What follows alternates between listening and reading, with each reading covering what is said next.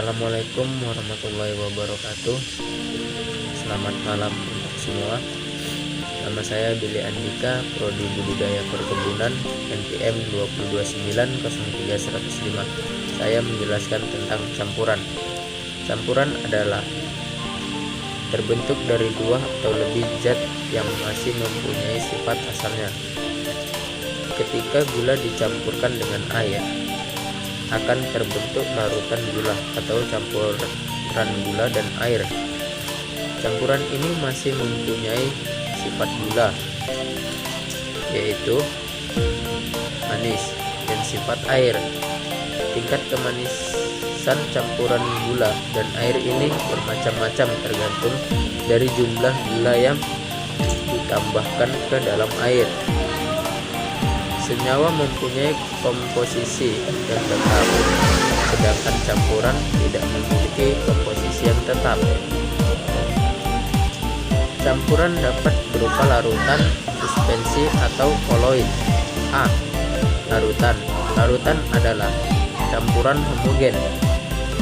Ciri campuran homogen: 1. Tidak ada bidang batas antar komponen penyusunnya. 2. Komposisi di seluruh bagian adalah sama. Komponen larutan terdiri dari pelarut dan zat larut. Komponen yang jumlahnya terbanyak dianggap sebagai pelarut. Tapi jika larutan adalah campuran dari zat padat dan cair, maka cairan dianggap sebagai pelarut. B. Suspensi.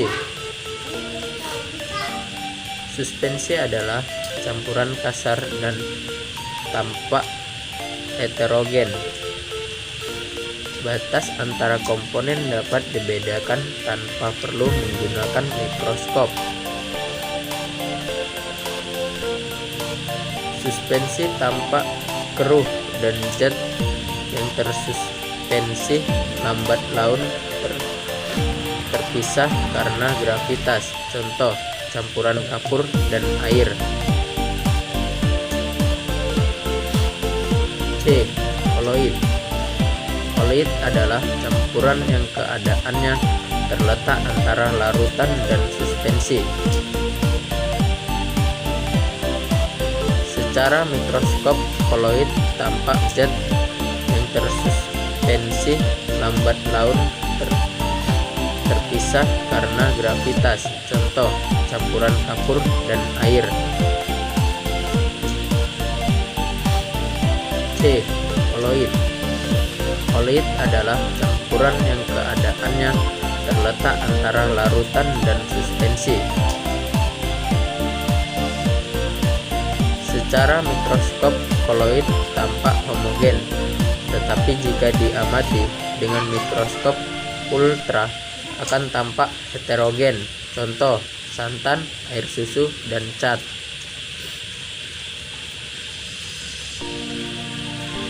Campuran adalah gabungan dua zat tunggal atau lebih dan dengan perbandingan sembarang. Jika membentuk senyawa, perbandingan kedua unsur harus tertentu. Campuran bisa saja terjadi antara senyawa.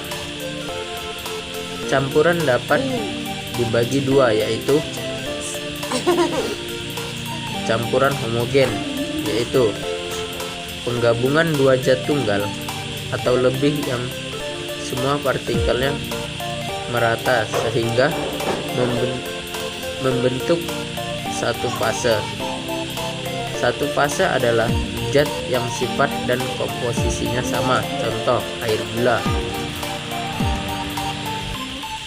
Campuran heterogen yaitu penggabungan yang tidak merata antara dua zat tunggal atau lebih sehingga perbandingan komponen tidak sama. Contoh, air dan minyak tanah. Sekian penjelasan dari saya.